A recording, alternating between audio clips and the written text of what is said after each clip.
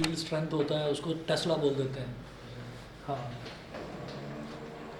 The nature of core material used in making solenoid. The use of soft iron rod as core in making a solenoid produces the strongest magnetism. तो nature of core material used in making solenoid, इसमें ये है कि अगर मान लीजिए हम solenoid बनाते टाइम सोलोनॉइड के अंदर जो कॉइल्स हैं, कॉइल्स के अंदर अगर हम कोई मटेरियल कोई मेटल इंसर्ट कर देते हैं तो उस मेटल से काफ़ी फ़र्क पड़ता है उसके मैग्नेटिज्म पर। तो वो जो मेटल है वो खास तौर पर सॉफ्ट आयरन कोर का लगाया जाता है, सॉफ्ट आयरन कोर यूज़ करा जाता है उसमें। सॉफ्ट आयरन कोर का मतलब है कि ऐसा आयरन का पीस जो थोड़ा सा जिसकी जो मेल्टिंग पॉइंट है, मेल्टिंग पॉइंट नॉर्मल आयरन के कंपैरिजन में थोड़ा कम होता है, तो जल्दी पिघल जाता है वो, तो इसलिए उसको सॉफ्ट आयरन बोल देते हैं। हालांकि टच करने में वैसा ही होता है जैसे नॉर्मल आयरन है, हार्ड ही होता है। अच्छा, इसके बाद हम बात करेंगे इलेक्ट्रोमैग्नेट। इलेक्ट्रोमैग्नेट क्या है? And electric current can be used for making temporary magnets known as electromagnets and electromagnet works on the magnetic effect of current. तो इलेक्ट्रिक करंट को यूज़ करा जा सकता है टेम्परेरी मैग्नेट बनाने के लिए। टेम्परेरी मैग्नेट का मतलब क्या है? जब तक करंट ऑन रहा तब तक तो वो मैग्नेट की तरह काम करेगा, इधर आपने करंट ऑफ करा तो वो मैग्नेटिज्म उसका ख़त्म हो जाएगा, उसको बोलते हैं इलेक्ट्रोमैग्नेट। कि जब तक करंट ऑन रहेगा तब तक वो मैग्नेटिक आइटम्स को अट्रैक्ट करेगा अपनी तरफ, और करंट स्विच ऑफ करते ही वो उनको अट्रैक्ट करना बंद कर देगा, ऐसा होता है। तो an electromagnet is a magnet, an electromagnet is a magnet consisting of a long coil of insulated copper wire wrapped around a soft iron core that is magnetized only when electric current is passed through the coil। तो हमने ये देखा कि electric जो magnetism है, magnetism बढ़ाने के बहुत सारे तरीके हैं। हमने ये देखा, एक तो बार मैग्नेट है। बार मैग्नेट का काम क्या है कि अगर वो मैग्नेट रखी हुई है और आपने उसके आसपास कोई भी मैग्नेटिक मटेरियल लेकर आए, जैसे आयरन, स्टील, कोबाल्ट और निकल, ये चार मटेरियल होते हैं, तो वो उन चारों मटेरियल्स को अट्रैक्ट कर लेगा अपनी तरफ, वो तो बार मैग्नेट हो गया। अब उसकी कुछ अट्रैक्शन पावर है, तो एक बार मैग्नेट यहाँ पर रखा हुआ है तो वो दूर पड़े हुए लोहे को अपनी तरफ अट्रैक्ट नहीं करेगा। तो हमने कहा कि अच्छा, मैग्नेटिज्म बढ़ाने के और क्या तरीके हो सकते हैं? तो हमने कहा कि एक स्ट्रेट वायर ले लिया, उस स्ट्रेट वायर में आप जैसे जैसे करंट बढ़ाते जाएंगे उसका मैग्नेटिज्म भी बढ़ता जाएगा, तो वो जो वायर है वो आसपास जो भी मैग्नेटिक मटेरियल रखा है उसको अट्रैक्ट कर लेगा। हमने कहा और बढ़ाना है मैग्नेटिज्म, और कोई तरीका? अब तो देखा कि उसी वायर को घुमाकर ऐसे सर्कुलर शेप दे दिया। तो जब उसको सर्कुलर शेप दे दिया तो वो जो सर्कुलर वायर बना है वो भी मैग्नेटिक मटेरियल्स को अपनी तरफ अट्रैक्ट करेगा, तो इससे भी मैग्नेटिज्म बढ़ा इस प्रोसीजर से। फिर हमने कहा कि नहीं, और बढ़ाना है। और बढ़ाने के लिए हमने क्या करा कि हमने उसी वायर को ट्विस्ट ट्विस्ट ट्विस्ट ट्विस्ट करते करते हमने पूरा लंबा एक ट्विस्टेड पेयर बना दिया, ट्विस्टेड केबल बना दिया, तो उसको हम सोलेनॉइड बोल देते हैं। हमने कहा भाई ये तो बहुत बढ़िया है, जिससे तो बहुत ही ज़्यादा मैग्नेटिज्म प्रोड्यूस होता है। अब उसके बाद ये देखा गया कि नहीं भाई, और बढ़ाना चाहते हैं, तो होता है ना, धीरे धीरे धीरे धीरे हम और इम्प्रूवमेंट करना चाहते हैं। तो फिर क्या हुआ कि वो जो ट्विस्टेड केबल था, ये कहा गया कि अगर उस ट्विस्टेड केबल के अंदर आप एक आयरन का पीस इंसर्ट करके छोड़ दें तो उसका मैग्नेटिज्म और 10 गुना 20 गुना बढ़ जाएगा, बहुत ज़्यादा बढ़ जाएगा। तो उसी को बोलते हैं इलेक्ट्रोमैग्नेट। इलेक्ट्रोमैग्नेट का मतलब क्या है कि जब तक उस वायर में, और वो जो सॉफ्ट आयरन कोर डाला है उसके बीच में, वो मैग्नेट नहीं है, वो मैग्नेट नहीं है, वो मैग्नेट की तरह तभी काम कर रहा है जब आपने उसके ऊपर एक वायर लपेट रखा है और उस वायर में आप करंट फ्लो करवा रहे हैं। तो आप ये कहेंगे कि जब तक करंट फ्लो करता रहेगा तब तक तो वो एक मैग्नेट की तरह काम करेगा, इधर करंट ने फ्लो करना बंद करा, उसका मैग्नेटिज्म खत्म। अच्छा, ये यूज़ कहाँ करा जाता है और क्या इसकी इम्पोर्टेंस है वो अभी देखते हैं। हमने ये कहा, हेडिंग डालेंगे इलेक्ट्रोमैग्नेट।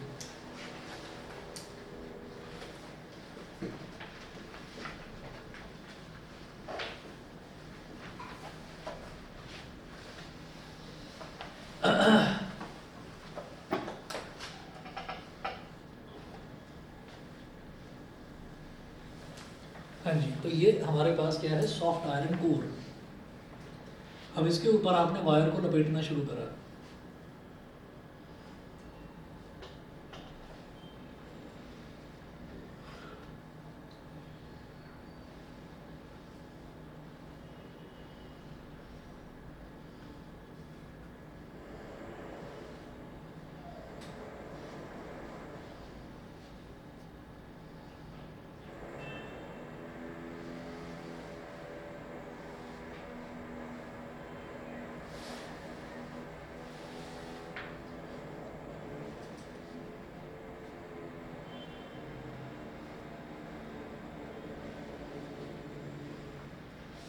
हाँ जी, अब देखिएगा कि यहाँ पर क्या हुआ कि हमने एक सॉफ्ट आयरन का कोर यानी कि सॉफ्ट आयरन का एक टुकड़ा, उसके ऊपर मैंने वायर को लपेटता जा रहा हूँ लपेटते लपेटते हमने ऐसे कर दिया।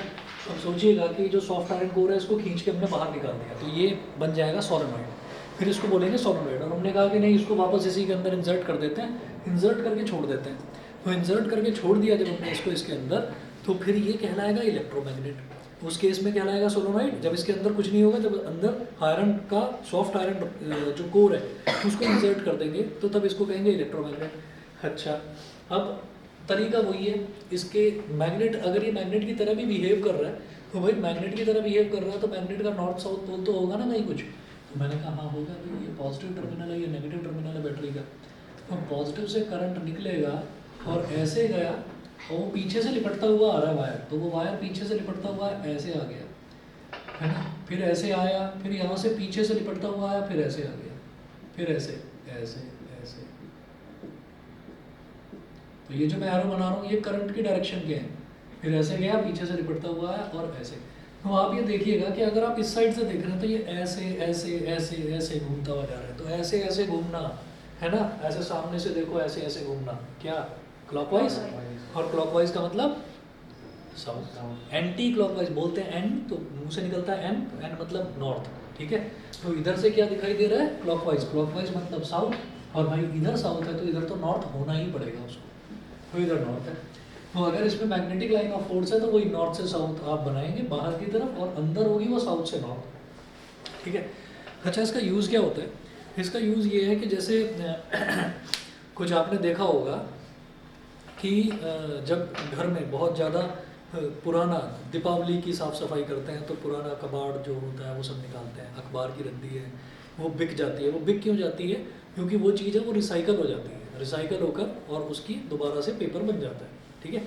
अच्छा, उसके बाद कभी देखा है कागज़ जैसे गीला हो जाता है तो कुछ पल्प सा बन जाता है उसका, ऐसे ही फिर बहुत सारे कागज़ गीले हो जाएँ तो बहुत सारा पल्प बन जाएगा।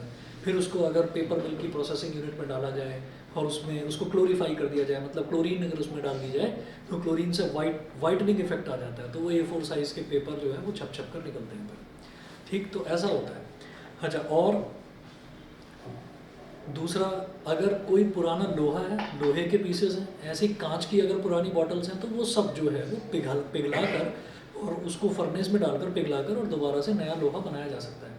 तो क्या होता है कि कुछ लोग तो ये समझदारी का काम करते हैं, जाते हैं और उसको, जो भी स्क्रैप डीलर है जिसको हम हिंदी में कबाड़ी बोल देते हैं, उसके यहाँ जाकर बेच देते हैं। लेकिन ज़्यादातर लोग हैं उनको क्या है कि भाई डस्टबिन है, डस्टबिन के अंदर कूड़ा डाला, कुछ भी है वो डाल दिया उसमें। गवर्नमेंट भी कहती है ना गीला कचरा अलग डब्बे में और सूखा कचरा अलग डब्बे में, तो वो कोई समझता नहीं, सब एक में ही फेंको, ठीक। तो अब उसमें होता क्या है कि आपने फेंक दिया, अब आपके घर से जहाँ पर भी आपका कूड़ा इकट्ठा होता है तो वो पूरा वेस्ट मैनेजमेंट सिस्टम होता है, तो वो पूरी एक कूड़े की गाड़ी आती है, वो गाड़ी ले जाती है उसको ट्रक, और ट्रक ले जाकर उसको डंप यार्ड होता है वहाँ पर डाल देते हैं। तो डंप यार्ड जैसे दिल्ली में एंट्री करते हैं तो वो कूड़े का पहाड़ दिखाई देता है ना वहाँ पर, तो वहाँ पर हमेशा आप देखिएगा कि वहाँ पर क्या होता है, एक तो वो चील कौवे वो मंडराते रहते हैं, ठीक है, एक तो वो मंडराते रहेंगे कि उनको कुछ उसमें खाने वाने की चीज़ मिल जाएगी कूड़े में से, वो खाते रहते हैं उसमें से।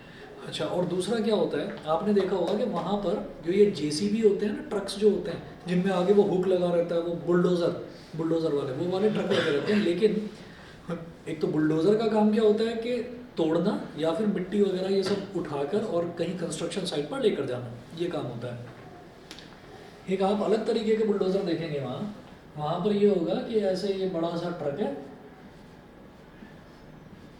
अभी जैसा भी है ये ट्रक है, और ये यहाँ से ऐसे वो क्रेन की टाइप का वो निकला हुआ होगा, और ये निकल के यहाँ से ऐसे ऐसे बड़ा सा हुक लटका हुआ रहता है उसमें। हाँ, वो जो हुक है ना, वो हुक बार बार वो नीचे वो बंदा बैठा रहता है उसमें वो। अच्छा, एक चीज़ नोटिस करी है कभी, ये जो बुलडोज़र होता है, बुलडोज़र में एक ड्राइवर चला रहा होता है उसको, उसका स्टीयरिंग देखा है कैसा होता है, गोल, हाँ वो जॉयस्टिक होती है बस, हाँ हाँ वही जॉयस्टिक मतलब वो स्ट्रेट सा हैंडल होता है, बस उसी को वो ऐसे ऐसे करके चलाता है, उसमें वो गोल घुमाने वाला सिस्टम नहीं होता ट्रक की तरह। तो वो ऐसा लगता है जैसे बैठकर अंदर बंदा गेम खेल रहा हो, इस तरीके का होता है। तो वो उसको प्रेस करता है, ये नीचे जाता है। अब क्योंकि इसमें ताकत बहुत होती है इसलिए इसको बाहुबली भी कहते हैं लोग, सुना है नाम ये, इसको बाहुबली भी कहते हैं बुलडोज़र को। तो इसमें क्योंकि ताकत बहुत होती है, तो क्या होता है कि इसको वो ऐसे नीचे की तरफ डालते हैं और जो कूड़े का ढेर है उस कूड़े के ढेर में अंदर अंदर अंदर अंदर जाता चला जाता है। फिर उसके बाद वो इलेक्ट्रोमैग्नेट ऑन कर देते हैं, मतलब इसके आगे जो है ये इलेक्ट्रोमैग्नेट लगी रहती है। तो इलेक्ट्रोमैग्नेट में क्या है कि आपने स्विच को ऑन कर दिया, स्विच को ऑन कर दिया, करंट ने फ्लो करना शुरू करा।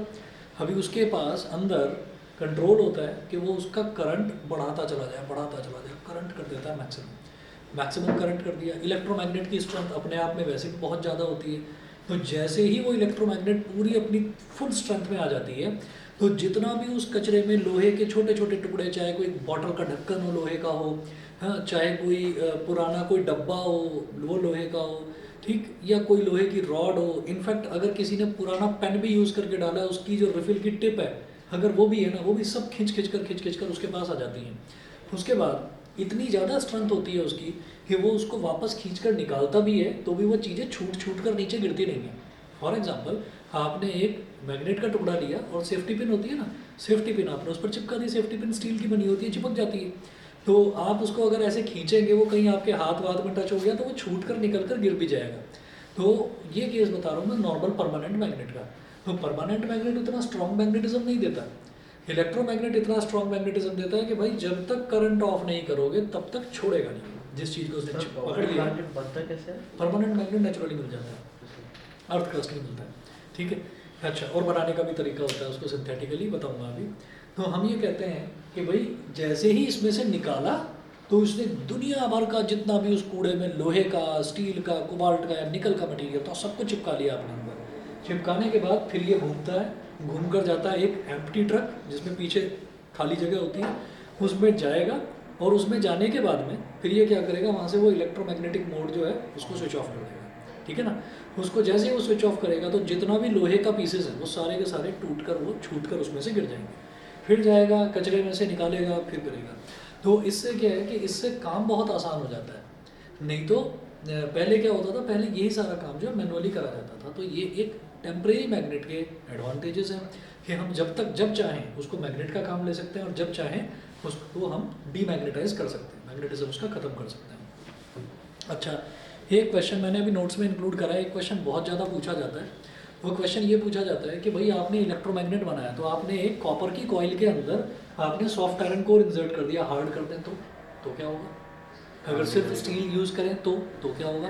तो हम ये कहते हैं, एक सीधा सीधा आंसर याद रखना कि स्टील हो गया या हार्ड आयरन हो गया, ये दोनों के दोनों करंट ऑफ करने के बाद अपना मैग्नेटिज्म पूरी तरीके से लूज़ नहीं करते, मतलब थोड़ा बहुत उनके अंदर मैग्नेटिज्म रह जाता है। तो इसका मतलब क्या है कि उसमें कुछ चीज़ें फिर भी चिपकी हुई रह जाएंगी, वो छूटेगा नहीं।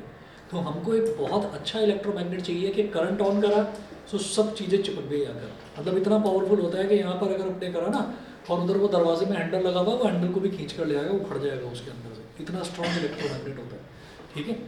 तो किसी फिल्म में दिखाया था वो डिटेक्टिव रॉय, देखी नहीं थी धमाल, वो बेल्ट में मैग्नेट होता है, बेल्ट घुमाता है, वो चाकू आके लगती है, फिर उसको चक्कर आ जाते हैं, फिर ये चाकू पेट में लग जाता है तो क्या होता है ना, पिस्टल भी आकर चिपक जाती है उसकी बेल्ट में, चाबी पिस्टल सब, हाँ वो चाबी वो गाड़ी की, गाड़ी उड़ जाती है, मारुति उड़ जाती है ना वो गाड़ी पूरी, फिर वो आके वो इंजन ऑयल से तिलक लगाता है, कसम है मुझे तेरे इंजन ऑयल की, मैं उसको छोड़ूंगा नहीं। चलिए देखिए, please note that the solenoid containing soft iron core in it acts as a magnet as long as the current is flowing in the solenoid. मैं पेज नंबर 14 के पहले पॉइंट पर हूँ, ठीक है। अगला पॉइंट देखिए, the core of the electromagnet must be of soft iron because soft iron loses all of its magnetism when current in the coil is switched off. जब कॉइल के करंट को स्विच ऑफ कर दिया जाता है तो वो पूरा का पूरा अपना मैग्नेटिज्म लूज कर देता है सॉफ्ट आयरन को। इंपॉर्टेंट क्वेश्चन है अगला पॉइंट, ये मैंने लिख रखा है, why steel is not use for making electromagnets. Electromagnets use करने के लिए, इलेक्ट्रोमैग्नेट्स बनाने के लिए स्टील को यूज़ क्यों नहीं किया जाता? आंसर है, if steel is used for making the core of an electromagnet, the steel does not lose all its magnetism when current is switched off and it becomes a permanent magnet। तो वो एक permanent magnet बन जाती है। तो जो हमारा purpose था वो पर्पस ही फुलफिल नहीं हुआ, परमानेंट मैग्नेट बन गई। परमानेंट मैग्नेट का मतलब ये है ना कि एक आदमी को चढ़ाना पड़ेगा ट्रक के ऊपर, भाई तो इसको छोड़ा, इस पर से लोहे के टुकड़े छोड़ा कर निकाल, ठीक है। वो वैसे ही कहेगा मैं कचरे में हाथ नहीं डालना चाहता, तो लंबा प्रोसेस। तो इसलिए स्टील कभी भी यूज़ नहीं करा जाता। उसके बाद देखिएगा अगले 3 पॉइंट्स भी बहुत इंपॉर्टेंट हैं। Factors affecting the strength of an electromagnet. ऐसे कौन कौन से फैक्टर्स हैं जिससे इलेक्ट्रोमैग्नेट की स्ट्रेंथ पर असर पड़ता है, फर्क पड़ता है। तो पहला है the number of turns in the coil. तो आप ये जो कॉइल है इसकी टर्न्स आप बढ़ाते जाएंगे जितना ज़्यादा, इलेक्ट्रोमैग्नेट की स्ट्रेंथ उतनी ही ज़्यादा बढ़ती चली जाएगी, पहला। दूसरा, the current flowing in the coil. If the current in the coil is increase the strength of electromagnet increases. अगर आप करंट की वैल्यू बढ़ाते जाएंगे तो इलेक्ट्रोमैग्नेट की स्ट्रेंथ भी बढ़ती चली जाएगी। दूसरा पॉइंट ये था। तीसरा बड़ा इंपॉर्टेंट पॉइंट है the length of air gap between its poles. The length of air gap between its poles. Air gap का मतलब ये है कि यहाँ से लेकर और यहाँ तक की जो दूरी है वो मैटर करती है। अगर वो दूरी ज़्यादा है ना, अगर वो दूरी ज़्यादा है, ये इन्वर्सली प्रोपोर्शनल होता है। अगर साउथ और नॉर्थ पोल की एयर में दूरी, ये नहीं हम ये कहेंगे ना तो ये यहाँ से यहाँ तक उसके इंटरेक्टर नापूंगा, नहीं भाई, एयर की दूरी। तो एयर की दूरी का मतलब ये है कि थोड़ा सा ये पोर्शन ऐड होगा, थोड़ा सा ये पोर्शन ऐड होगा और बीच का डिस्टेंस, ठीक है। तो आप मान लीजिए अगर साउथ और नॉर्थ के बीच में अगर मान लीजिए 10 सेंटीमीटर का डिस्टेंस है तो लगभग 1 सेंटीमीटर ये, 1 सेंटीमीटर ये, तो टोटल 12 हो गया, ठीक है। This is called length of air gap. Air में कितना गैप है उनके बीच में। तो प्रॉब्लम ये होती है कि हमने पहले 2 फैक्टर्स देखे। तो पहला फैक्टर ये है कि भाई करंट बढ़ाना है, ठीक। अब भाई करंट एक लिमिट तक ही तो बढ़ा सकते हो कि बैटरी आपने लगा दी 12 वोल्ट से बढ़ाकर 24, 25, 50, 100, 200, 500 वोल्ट की बैटरी लगा दी, ठीक है। अब 500 वोल्ट की अगर आप बैटरी लगाएंगे तो आप कहेंगे भाई फिर वायर नहीं झेल पाएगा, वायर पिघल जाएगा ये, तो फिर आपको वायर मोटा लगाना पड़ेगा। अब वायर अगर आपने मोटा लगा दिया तो फिर आप टर्न्स नहीं दे सकते इसमें ज़्यादा, क्योंकि जितने ज़्यादा आप टर्न्स देंगे उसका मैग्नेटिज्म बढ़ेगा। मैं चाहता हूँ तीनों काम हो जाए, मैं चाहता हूँ तीनों काम हो जाए। करंट भी मैं बढ़ा दूँ, मैं नंबर ऑफ टर्न्स भी बढ़ा दूँ, और साथ साथ ये जो एयर गैप है ये भी रिड्यूस कर दूँ। एयर गैप जितना कम होगा मैग्नेटिज्म उतना ज़्यादा होगा। वायर अच्छी क्वालिटी का वही होता है कि वायर की गेज कितनी है, गेज मतलब उसकी मोटाई कितनी है। तो वो अच्छी और बुरी क्वालिटी उसी चीज़ से डिसाइड होती है। कि आपने कई बार देखा होगा मोबाइल फ़ोन्स हैं, तो मोबाइल फ़ोन्स के अलग अलग तरीके के चार्जर आते हैं। तो एक कंपनी है मोबाइल फ़ोन बनाती है, वन प्लस, सुना होगा। तो वन प्लस का बस सबसे बड़ा जो मतलब वो अपना यूएसपी कहकर मोबाइल फ़ोन्स को बेचते हैं कि वो सबसे पहले उन्होंने फास्ट मूविंग चार्जर्स लॉन्च करे थे कि आपकी बैटरी अगर 0% है तो आधे घंटे में 100% चार्ज कर देगा। उसके काफ़ी मतलब हाई प्राइस का फ़ोन था वो, कि आधे घंटे में 100% तक पहुंचा देगा बैटरी को। तो कभी अगर देखा हो उसका चार्जिंग केबल, वो चार्जिंग केबल भी इतना मोटा होता है उसका। तो नॉर्मल अगर हम वायर की बात करें, नॉर्मल मोबाइल फ़ोन के चार्जर की जो वायर है उससे लगभग डबल उसकी मोटाई होती थी, ठीक है। तो और इंसुलेशन भी बहुत अच्छा देते थे वो उसमें, आई थिंक कुछ कपड़े जैसा कुछ इंसुलेशन होता था उनका जो केबल होता था। तो हाँ, रबर के ऊपर भी कुछ मतलब थोड़ा सा मैट फिनिश काइंड ऑफ कुछ ऐसा सा होता था। तो वो जो चीज़ थी, वो चीज़ से क्या समझ में आता है कि भाई आप ऐसा नहीं है कि आधे घंटे में अगर वो बैटरी को चार्ज कर रहा है तो उतनी ही इलेक्ट्रिसिटी कंजम्पशन कर रहा है। इलेक्ट्रिसिटी कंजम्पशन फिर वो ज़्यादा करेगा, ज़्यादा इलेक्ट्रिसिटी देगा, फटाफट प्रोवाइड कराएगा, उसको फुल चार्ज करेगा। तो हम ये कहेंगे कि जब भी मुझे वायर का क्वालिटी इंप्रूव कर रहा है तो मुझे वायर की थिकनेस बढ़ानी पड़ेगी, ठीक है। तो अब आप ये देखिएगा कि मतलब सेम टाइम पर मैं एक मोटर बाइक से बहुत अच्छा माइलेज और बहुत अच्छी स्पीड नहीं ले सकता। अगर मुझे अच्छी स्पीड चाहिए तो मुझे फुल थ्रॉटल पर चलानी पड़ेगी। फुल थ्रॉटल का मतलब ये है कि हमको ज़्यादा पेट्रोल की सप्लाई बढ़ानी पड़ेगी। सर जैसे आप बता रहे हो कि उसकी मोटाई बढ़ानी पड़ेगी, तो लेकिन आजकल मतलब बहुत सारे चार्जर है तो सर सेम रेट होते हैं नॉर्मल चार्जर के मुकाबले, तब भी वो फास्ट चार्ज करते हैं। वो जो बैटरी है, बैटरी का एमएएच कम होता है उसमें। एमएएच का मतलब होता है मिली एम्पियर आवर। तो जो बैटरी है, बैटरी का एमएएच कम होता है। आपने बैटरी ले ली, कई बार ऐसा होता है कि हमें नहीं मुझे स्लीक मोबाइल फ़ोन चाहिए, ये नहीं कि मेरी पॉकेट में इतना मोटा सा मोबाइल फ़ोन खुला हुआ निकल दूँ। तो जितना आप उसको स्लीकनेस करते जाएंगे, उसको पतला करते चले जाएंगे, भाई बैटरी पतली होगी। बैटरी पतली होगी तो आप पतली बैटरी से ज़्यादा पावर ले ही नहीं सकते, तो वो फटाफट चार्ज कर देगा। हाँ, तो उसकी पीक परफॉर्मेंस कैपेबिलिटी तो बैटरी डिवाइड करके रखते हैं ना, जिससे ऑलरेडी चार्ज होता है। तो आप ये देख लीजिए कि उसमें जो बैटरी बैकअप है, बैटरी बैकअप अच्छा निकलेगा जो जल्दी चार्ज कर देगा। नहीं सर, बहुत सारे फोन में कैसे पर 15 मिनट्स में फास्ट चार्ज हो जाता है 100%। चलिए जो भी है वो फंडा, लेकिन फिर उसकी लाइफ नहीं है ज़्यादा। सर एक दिन चल जाता है। हाँ, तो एक दिन कोई लाइफ नहीं होती। मैं अपना फ़ोन दिखाऊंगा, ये तो आईफोन है, जल्दी ख़त्म हो जाता है। दूसरा फ़ोन है मेरा, 5-5 दिन तक उसकी बैटरी ख़त्म नहीं होती, और एंड्रॉयड है और सैमसंग का है। कौन सा फोन है? यूज़ नहीं करते हो? मैं यूज़ करता हूँ, बहुत ज़्यादा रखा है।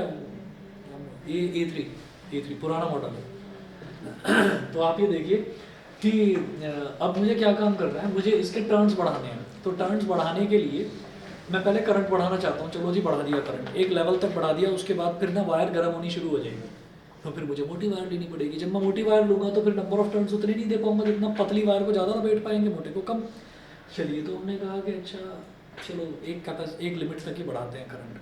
फिर उसके बाद आपने इसको लपेटना शुरू करा, ज़्यादा ज़्यादा ज़्यादा 50 टर्न्स थे, मैं तो 100 करूँगा। 100 कर दिए, 100 कर दिए, तो फिर इसकी लेंथ बढ़ानी पड़ेगी। जब इसकी लेंथ बढ़ाएंगे तो भाई एयर गैप बढ़ जाएगा, एयर गैप बढ़ जाएगा तो मैग्नेटिज्म कम हो जाएगा।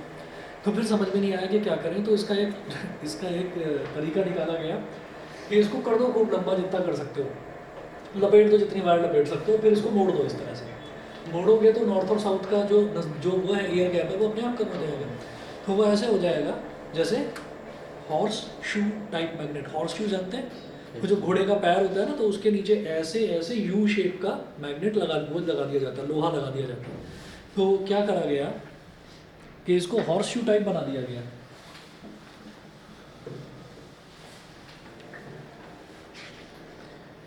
अगला जो है स्टार बनाकर मैंने लिख रखा है पेज नंबर 14 पर ही, U magnet is a very strong electromagnet. ठीक है, तो यहाँ पर ऐसा कर दिया जाता है कि इसके टर्न्स आपने बढ़ा दिए, बढ़ाते गए और बढ़ाने के बाद में आपने इसको ऐसे घुमा दिया। अब हमने कहा कि हमारे दोनों पर्पस सॉल्व हो गए। एक पर्पस तो ये कि भाई जितनी मैक्सिमम लिमिट तक मैं करंट बढ़ा सकता था मैंने उतना करंट भी बढ़ा दिया, जितने नंबर ऑफ टर्न्स उस पर बढ़ा सकता था मैंने वो भी बढ़ा दिया, और जो एयर गैप है ये साउथ पोल और ये नॉर्थ पोल, ये एयर गैप बहुत कम कर दिया हमने। तो इसलिए जो यू शेप इलेक्ट्रोमैग्नेट होता है वो बहुत ज़्यादा स्ट्रॉन्ग मैग्नेट होता है, क्योंकि आपने जो तीनों कंडीशंस थी मैग्नेटिज्म बढ़ाने की वो तीनों आपने अप्लाई कर दी। करंट भी बढ़ा दिया, उसको घुमा दिया। तो अब अगर देखें इसको ऐसे खोल के देखें तो बहुत लंबा सॉफ्ट आयरन कोर है, और उस पर आपने सब पर ये लपेट रखे हैं सब।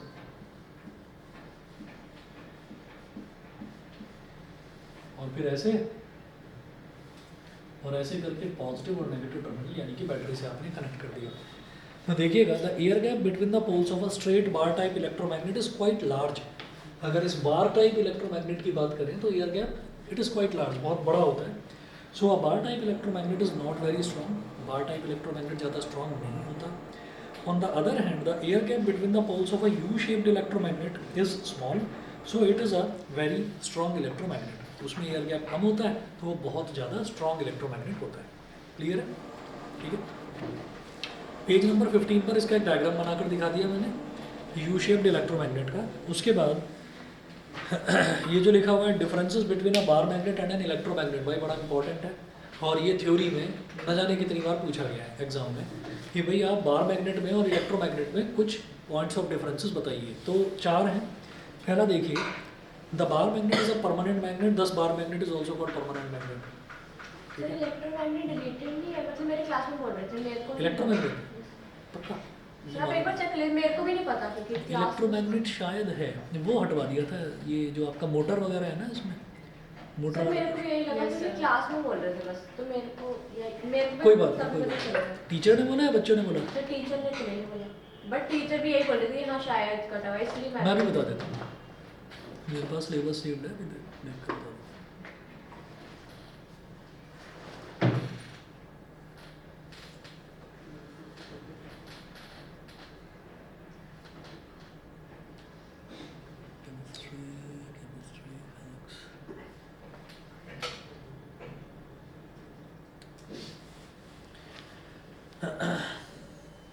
Magnetic field lines field due to a current carrying conductor, field due to a current carrying coil और solenoid। अब जब करंट कैरिंग कॉइल और सोलेनॉइड है तो इलेक्ट्रोमैग्नेट इसी का पार्ट है, ये लिखा हुआ है इसमें। उसके बाद है force on current carrying conductor, वो Fleming's left hand rule, direct current, alternating current, frequency of AC, advantages of AC over DC, domestic electric circuits. तो सोलेनॉइड मेंशन है, इस वजह से इलेक्ट्रोमैग्नेट कर लीजिए। हालांकि स्पेशली इलेक्ट्रोमैग्नेट नहीं लिखा हुआ है इसमें, स्पेशली नहीं लिखा हुआ कि इलेक्ट्रोमैग्नेट करना है, फिर वो सोलेनॉइड का पार्ट है। क्या राइट हैंड थंब रूल भी है, लेकिन वो इलेक्ट्रोमैग्नेटिक इंडक्शन में है, तो इलेक्ट्रोमैग्नेटिक इंडक्शन है नहीं सिलेबस में, इस वजह से राइट हैंड वाला नहीं करना, लेफ्ट हैंड ही करना। सर ये क्या वजह से right hand thumb rule? Right hand thumb rule ये है कि जैसे हमने ये कहा था ना कि अगर हमारे पास कोई वायर है और उस वायर में करंट फ्लो कर रहा है, तो जब किसी वायर में करंट फ्लो करने लगता है तो ऐसा होता है कि बताता हूँ आपको कोई तरीका।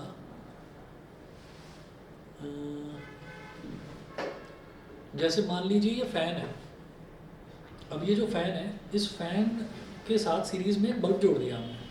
फ़ैन के सर्किट से निकल रहा है वो वायर जो है। तो फ़ैन जब चालू होगा तब वो बल्ब चालू होगा। अच्छा, वो वाला जनरेटर देखा है वो जिसमें हैंडल लगाते हैं, उसको ऐसे ऐसे एक बंदा घुमाता है और फिर हैंडल खींच लेता है और फिर वो स्टार्ट हो जाता है। स्कूल में वही लग रहा है। हाँ, स्कूलों में लगे रहते हैं ऐसे जनरेटर, देखा है? Yes, हाँ। जी सर। तो उस जनरेटर में क्या होता है कि उस जनरेटर में आप पेट्रोल या डीजल जो भी डलता है वो मत डालो और बैठकर उसको घुमाना शुरू कर दो। तो बराबर में जो बल्ब लगा हुआ है, बल्ब अपने आप जल जाएगा विदाउट एनी इलेक्ट्रिसिटी। कोई कुछ नहीं, उसमें कोई करंट नहीं है, कुछ नहीं है। आपने उसको घुमाना शुरू करो और वो जल गया। तो ये इलेक्ट्रोमैग्नेटिक इंडक्शन अभी जो सिलेबस से हटा दिया है उसमें सिर्फ इतना होता है कि जब हम इलेक्ट्रिसिटी सप्लाई करते हैं किसी सर्किट में, तो हमने क्या सप्लाई करा? इलेक्ट्रिसिटी सप्लाई करा हमने इस फैन को। फैन के अंदर इस तरीके से मुड़े हुए दो मैग्नेट रखे रहते हैं। एक मैग्नेट का नॉर्थ पोल होता है इधर, एक मैग्नेट का साउथ पोल होता है। इसका मतलब मैग्नेटिक फील्ड अंदर है। तो हमारे पास तीन चीज़ें होती हैं, एक तो होती है मैग्नेटिक फील्ड, एक होता है करंट और तीसरा होता है फोर्स। तो जब मैग्नेटिक फील्ड है, करंट है, तो फोर्स अपने आप मिलेगा। तो फैन को फोर्स मिल जाता है मैग्नेटिक फील्ड और करंट की वजह से, तो वो घूमने लगता है। अब हमने ये कहा कि मैग्नेटिक फील्ड लगाया जा सकता है, हमने कहा हाँ लगाया जा सकता है। तो क्या करते हैं, जो जनरेटर होता है ना, जनरेटर के अंदर मैग्नेट के दो पोल्स लगा देते हैं, मतलब मैग्नेटिक फील्ड इंसर्ट कर दिया आपने। अच्छा, और इसके अलावा फिर हमने कहा कि फोर्स लगा दो। तो अगर आप फोर्स और मैग्नेटिक फील्ड प्रोवाइड करोगे तो करंट प्रोड्यूस हो जाएगा। तो जनरेटर में क्या होता है कि जो फोर्स है, वो फोर्स पहले तो एक इंसान लगाता है, ऐसे घुमाता है उसको, और उसके बाद वो जो इस तरीके से घुमाता है ना, तो उसमें स्ट्राइक करने वाला टक टक टक, वो जो लाइटर होता है ना, लाइटर से जैसे स्ट्राइक करते हैं, तो वो स्ट्राइक करने वाला लाइटर का वो लगा रहता है, फॉस्फोरस का मटेरियल होता है वो। तो वो फॉस्फोरस ऐसे एक बार, दो बार, टक टक टक टक टक टक टक टक टक टक टक टक टक टक ऐसे इंसर्ट करता है, बार बार उस पर क्लिक करता है। और जैसे ही वो क्लिक करता है तो जब सफिशिएंट स्पार्क प्रोड्यूस होती है, यानी कि चिंगारी, और वो चिंगारी जो डीजल का टैंक होता है, डीजल के टैंक में जाके लगती है बूम, और फिर जब उसमें आग लगती है तो आग लगते ही स्टीम प्रोड्यूस होती है, और स्टीम प्रोड्यूस होते ही वो फोर्स इस तरीके से घूमनी शुरू हो जाती है, डायनामो कहते हैं उसको। वो जैसे ही घूमना शुरू हो जाता है तो कंटिन्यूअस फोर्स मिलती है, और कंटिन्यूअस फोर्स मिलती है, मैग्नेटिक फील्ड उसके अंदर है, करंट मिलना शुरू, बल्ब चल जाता है, फैन चल जाता है, सारी चीज़ें चल जाती हैं। ये जनरेटर का कॉन्सेप्ट होता है। तो शुरुआत में इंसान लगाता है फोर्स, सर ये और वाला जो जनरेटर आप बता रहे हो, हाँ। ये डेंजरस भी होता है ना, कि इसमें हाथ भी टूट जाता है बहुत। अब ये अगर कोई एक्सपर्ट नहीं है तो हाथ भी टूट जाता है, खुद भी लटक जाता है। ये वाला जनरेटर मेरे गाँव में, हाँ, वो जो लापरवाह होते हैं ना, उनको थोड़ा दूर रखा जाता है उससे, ठीक है। सर घुमाते घुमाते जैसे मतलब वो अचानक से चालू हो जाता है ना, तो उससे वो घूम हैंडल भी साथ साथ। अरे ऐसे तो पता नहीं, अब आप गांव में चले जाओगे ना तो आप फोटो खींचते रहोगे, वीडियो बनाते रहोगे। गांव में तो बहुत सारी चीज़ें ऐसी देखने के लिए मिलती हैं। बुलेट होती है ना, बुलेट, तो बुलेट का क्या करेंगे, वो पीछे का वायर वो निकाल देंगे, जो पहिया है ना पीछे वाला, वो निकाल देते हैं, पहिया ही निकाल देते हैं। तो वो सारे इंजीनियर होते हैं गांव वाले, खास तौर पर जो किसान हैं सारे इंजीनियर होते हैं। वो पीछे का पहिया निकाल देते हैं, और अपनी जो ट्यूबवेल होती है, अपनी ट्यूबवेल जो है, उसके ट्यूबवेल का जो वो पीछे वाली चक्कर है, उसको वो बेल्ट के साथ में लपेट के उसको फिक्स कर देते हैं, पीछे लगा देते हैं, चारों पांचों जितने भी नट्स होते हैं उसमें, और फिर किक मार के एक हाथ में तो बीड़ी होती है ना, और एक हाथ में बुलेट का हैंडल होता है, उसको धक धक धक धक धक धक ऐसे घुमाएंगे, वो ट्यूबवेल चल जाएगी, पानी निकलेगा। हाँ भाई, मैंने खेत में पानी दे दिया। ये लोकल जुगाड़ ये गाँव में बहुत चलते हैं। तो एक से बढ़कर एक इंजीनियर मिलेगा वहाँ पर आपको। तभी बोलते हैं इंजन जुगाड़। हाँ, तो ये ऐसा कुछ नहीं है कि जुगाड़ पर चलता है। ये पहला जो फोर्ड मोटर कंपनी बहुत बड़ी कंपनी है, तो उसका जो पहला इंजन बना था वो भी बुलेट से ही तैयार करा था उन्होंने। और बुलेट एक ऐसी मोटरसाइकिल है जो आज भी हैंडमेड है। बुलेट और हार्ले डेविडसन मशीनों से नहीं बनती है, आदमी बनाता है, सारे पार्ट्स जोड़ता है। चलिए, अब इलेक्ट्रोमैग्नेट में क्या था? Electromagnet is a temporary magnet, it's magnetism is only for the duration of current passing through it. तो ये एक टेम्परेरी मैग्नेट होती है। टेम्परेरी का मतलब जब तक करंट पास करेगा तब तक वो मैग्नेट की तरह बिहेव करेगी, अदरवाइज मैग्नेटिज्म खत्म उसका। दूसरा point of difference, a permanent magnet produces a comparatively weak force of attraction। जो परमानेंट मैग्नेट होती है वो weak force of attraction produce करती है। दूसरा पॉइंट ये, और इलेक्ट्रोमैग्नेट वो strong force of attraction. And electromagnet can produce very strong magnetic force. Third point है the strength of a permanent magnet can not be changed. एक permanent magnet की strength को कभी चेंज नहीं करा जा सकता. The strength of an electromagnet can be change by changing the number of turns in its coils और by changing the current passing through it. वो फैक्टर्स मैं जानता हूँ कि नंबर ऑफ टर्न्स बढ़ा दिए, करंट बढ़ा दिया, एयर गैप रिड्यूस कर दिया, तो आप उसकी स्ट्रेंथ को चेंज कर सकते हो. जबकि बार मैग्नेट की स्ट्रेंथ को कभी चेंज नहीं करा जा सकता. उसके बाद फोर्थ है the north south polarity of a permanent magnet is fixed and can not be changed. North south polarity एक परमानेंट मैग्नेट की कभी चेंज नहीं करी जा सकती. जहाँ नॉर्थ है वहीं रहेगा, जहाँ साउथ है वहीं साउथ रहेगा. लेकिन इलेक्ट्रोमैग्नेट में अगर आपने बैटरी के टर्मिनल्स पलट दिए, आपने नेगेटिव टर्मिनल इधर, सेल को उल्टा करके लगा दिया, तो नेगेटिव टर्मिनल इधर पॉजिटिव इधर, तो करंट ऐसे फ्लो करने लगेगा. जब ऐसे फ्लो करेगा तो हम देखेंगे कि करंट इस तरह से जा रहा है, तो यहाँ पर क्लॉकवाइज यानी कि इधर साउथ पोल और इधर नॉर्थ पोल हो जाएगा. तो ये 4 पॉइंट ऑफ डिफरेंस हो गए बार मैग्नेट में और इलेक्ट्रोमैग्नेट में. ठीक है, इनको याद कर लेना इंपॉर्टेंट है ये. पेज नंबर 16 पर आ जाइए. पेज नंबर 16 पर है permanent magnets are usually made of alloys such as carbon steel, chromium steel, cobalt steel, tungsten steel, alnico. Alnico is an alloy of aluminium, Ni for Al for aluminium, Ni for nickel and Co for cobalt, और उसमें थोड़ा सा iron भी होता है. तो alnico एक alloy होता है जिसमें एल्यूमिनियम, निकल, कोबाल्ट और आयरन इन सबको मिक्स करके एक अलॉय बना दिया जाता है. अलॉय कंपाउंड नहीं होता. पीतल सुना है ना, पीतल. तो पीतल को क्या बोलते हैं? ब्रास बोलते हैं. क्या ब्रास का कोई कंपाउंड नेम है, कोई केमिकल नेम है? नहीं है ना. ऐसे ही आप ये देखिएगा कि ये जो हमारे पास अलॉय व्हील्स होते हैं, अलॉय व्हील्स भी इसी तरीके से बनाए जाते हैं. आयरन के अंदर थोड़ा सा जिंक मिक्स कर देते हैं. तो ये जो अलॉयज़ होते हैं, इन अलॉयज़ को यूज़ करा जाता है मैग्नेटिक मटीरियल बनाने के लिए, मैग्नेट बनाने के लिए, बेसिकली मैग्नेट बनाने के लिए. तो permanent magnets are usually made of alloys. तो ये याद कर लेना, 5 हैं: carbon steel, chromium steel, cobalt steel, tungsten steel और एल्निको. एल्निको क्या होता है? ये एक अलॉय होता है. किससे बनता है? एल्यूमिनियम, निकल, कोबाल्ट एंड आयरन. ठीक. फिर देखिएगा permanent magnets of these alloys are much more strong than those made of ordinary steel. तो ऑर्डिनरी स्टील से अगर हमने कोई मैग्नेट बनाई है तो उसके कंपैरिजन में अलॉयज से बनाई हुई मैग्नेट जो है वो काफ़ी स्ट्रॉन्ग होती है. उसके बाद अगर एक क्वेश्चन है दिया है, the magnetic field in a given region is uniform, draw a diagram to represent it. तो मैग्नेटिक फील्ड, जब भी कभी यूनिफॉर्म मैग्नेटिक फील्ड की बात करी जाए तो आपको क्या करना है? Magnetic line of force parallel बना देनी है, parallel magnetic line of force. और ये कहाँ एग्जिस्ट करती है? इनसाइड अ मैग्नेट, मैग्नेट के अंदर, या इनसाइड अ सोलोनॉइड. तो उसके अंदर जो मैग्नेटिक लाइन ऑफ फोर्स है वो हमेशा साउथ से नॉर्थ की तरफ होगी. मैग्नेट के अंदर वाली मैग्नेटिक लाइन्स ऑफ फोर्स को हम देख नहीं सकते क्योंकि वो मैग्नेट के अंदर है. तो मैग्नेट के अंदर जो लाइन ऑफ फोर्स होती है वो हमेशा साउथ से नॉर्थ की तरफ जाती हैं and they are always parallel lines. वो सब पैरेलल लाइंस होती हैं. जैसे बाहर की तरफ देखते हैं तो नॉर्थ से साउथ गई तो एक वो कर्व लाइन आई, एक दूसरी कर्व लाइन आई, तो बड़ी बड़ी लाइन्स आती हैं, लूप्स होते हैं. लेकिन मैं मैग्नेट के अंदर की बात करूँ तो साउथ से नॉर्थ स्ट्रेट लाइन, दूसरी वाली अगेन साउथ से नॉर्थ स्ट्रेट लाइन. तो सारी लाइन्स जो हैं वो एक दूसरे के पैरेलल होती हैं. आंसर देखिए. हाँ, लेफ्ट हैंड रूल कौन सा होता है? Fleming's left hand rule. Father mother children, F for father, F for force, M for mother, M for magnetic field, C for children, C for current. ये होता है. हाँ, वो राइट हैंड रूल भी यही है. लेकिन बस राइट हैंड रूल में इतना होता है, राइट हैंड रूल में इस करंट को करंट ना बोलकर इंड्यूस्ड करंट बोल देते हैं. इंड्यूस्ड करंट का मतलब क्या होता है कि फोर्स से प्रोड्यूस करा हुआ, फोर्स की वजह से पैदा हुआ हुआ करंट, उसको इंड्यूस करंट बोल देते हैं. करने की जरूरत ही नहीं, छोड़ो. लेफ्ट हैंड रूल याद रखो बस. राइट हैंड सिलेबस में ही नहीं है. जनरेटर तो ऐसे ही मन में आया कि बता दूं तो बता दिया, नहीं तो जनरेटर की भी जरूरत नहीं. जनरेटर, मोटर सब हट गया. थंब रूल तो है ना, Maxwell's right hand thumb rule है. अगर किसी वायर को ऐसे पकड़ा तो करंट की डायरेक्शन में अपने थंब को फिक्स करो तो फिंगर्स जहाँ पर एनसर्कल कर रही हैं, घूम रही हैं, वो मैग्नेटिक फील्ड की डायरेक्शन दिखा रहे हैं. ठीक है, ऐसा होता है.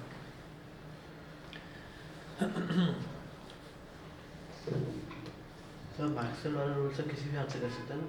हाँ, मैक्सवेल्स का राइट हैंड थंब रूल. हाँ, uniform magnetic field in a region, the magnetic field in a given region is uniform, draw a diagram to represent it. A uniform magnetic field in a region is represented by drawing equidistant parallel straight lines all pointing in the same direction. Equidistant parallel straight lines. तो equidistant मतलब सबके बीच में बराबर बराबर distance होगा और parallel straight lines आप बना लीजिए. For example, the uniform magnetic field which exist inside a current carrying solenoid can be represented by parallel straight lines pointing from its south pole to north pole as shown in the figure. ठीक है, figure आपको दिख ही रही है. ठीक है, तो ये बनाकर दिखाने की कोई ज़रूरत तो नहीं, समझ जाइए, है ना. अच्छा जी, इसके बाद अगला टॉपिक है मैग्नेटिज्म इन ह्यूमन बींग्स.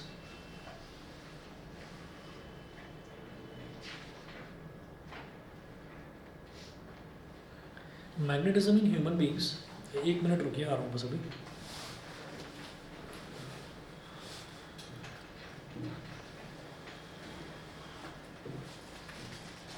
एक क्लास और लूँगा, उसमें थोड़ा सा ही बचा हुआ है वैसे ही.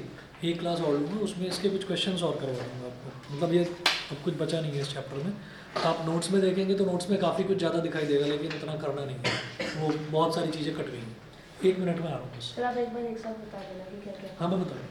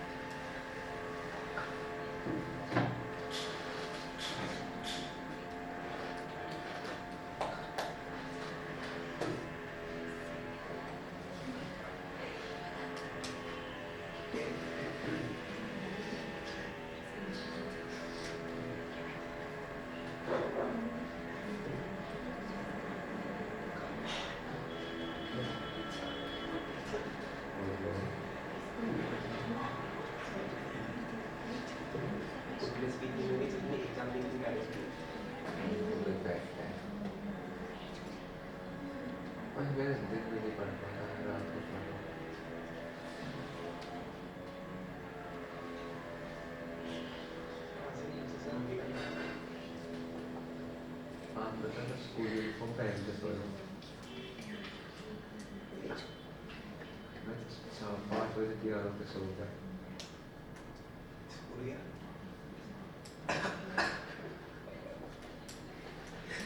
यही होता है कि अगर हम लोग पूरे दिसंबर में 2-3 दिन सो गए.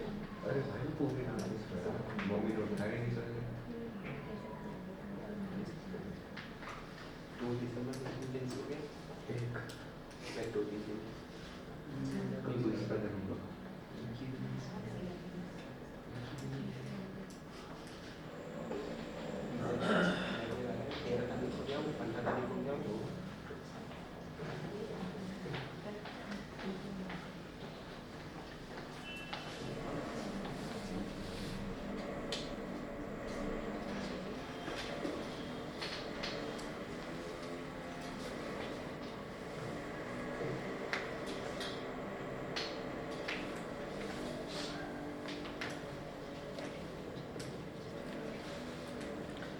चलिए जी, अगला टॉपिक देखेंगे मैग्नेटिज्म इन ह्यूमन बींग्स. अच्छा, मैग्नेटिज्म इन ह्यूमन बींग्स जो है, इसमें extremely weak electric currents are produced in the human body. हम ये कहते हैं कि ह्यूमन बॉडी के अंदर बहुत कम, बहुत ही वीक करंट प्रोड्यूस होते हैं. लेकिन करंट प्रोड्यूस होते हैं क्यों? क्योंकि हमारी बॉडी के अंदर आयंस का फ्लो चलता रहता है. तो हम ये कहते हैं ना, जैसे ब्लड के अंदर कैल्शियम है, आयरन है और बहुत सारे मिनरल्स हैं, तो उन सब के जो आयंस हैं वो आयंस फ्लो करते रहते हैं. तो आयंस के फ्लो की वजह से ही तो हम ये कहते हैं कि करंट का फ्लो होता है. तो इसका मतलब बॉडी के अंदर जब आयंस फ्लो करेंगे, ब्लड के थ्रू जब आयंस फ्लो करेंगे, तो उसका मतलब ये है कि बॉडी के अंदर भी बहुत माइन्यूट सा इलेक्ट्रिक करंट फ्लो करता रहता है. इसी वजह से आपने सुना भी होगा कि जब भी कोई भी चीज़ होती है, जैसे मान लीजिए हमने किसी गर्म प्लेट को छू लिया, तो इलेक्ट्रिक सिग्नल हमारी जो दिमाग तक है इलेक्ट्रिक सिग्नल पहुंचता है. तो वो इलेक्ट्रिक सिग्नल कैसे पहुंचेगा? कुछ ना कुछ तो फ्लो कर रही है ना इलेक्ट्रिसिटी बॉडी के अंदर, तो वो इलेक्ट्रिसिटी आयंस की वजह से फ्लो कर रही है. ठीक है. अब देखिएगा, extremely weak electric currents are produced in the human body by the movement of charged particles called ions. These are called ionic currents. So, when these weak ionic currents flow along the nerve cells, they produce magnetic field in our body. वो हमारी body के अंदर magnetic field produce करते हैं. The magnetism produced in the human body is very very weak as compared to the Earth's magnetism. The two main organs of the human body where the magnetic field produced is quite significant are the heart and the brain. The magnetism produced inside the human body by the flow of ionic currents forms the basis of a technique called magnetic resonance imaging, which is used to obtain images or pictures of the internal parts of our body. Example, MRI can detect cancerous tissues inside the body of a person. तो body के अंदर जो थोड़ा सा मतलब ions की वजह से जो बहुत वीक करंट फ्लो कर रहा है, तो वो जो वीक करंट है, वो करंट फ्लो अगर करेगा बॉडी के अंदर तो वो कहीं ना कहीं मैग्नेटिक फील्ड भी बनाएगा. तो इसी वजह से मैग्नेटिक रेजोनेंस इमेजिंग का मतलब ये है कि अगर उसको हम दूसरे किसी मैग्नेटिक फील्ड में लाएंगे तो वो या तो उस मैग्नेटिक फील्ड की तरफ अट्रैक्ट होगा या रिपेल होगा. तो उसी बेसिस को कि भाई बॉडी के अंदर करंट फ्लो करता है, उस करंट की वजह से थोड़ा बहुत मैग्नेटिज्म होगा, तो उसी कंसेप्ट को यूज़ करके एक कॉन्सेप्ट यूज़ करा जाता है, MRI बोलते हैं उसको. MRI सुना होगा, किसी को कोई बॉडी में प्रॉब्लम हो जाती है तो अल्ट्रासाउंड कराता है, MRI कराता है.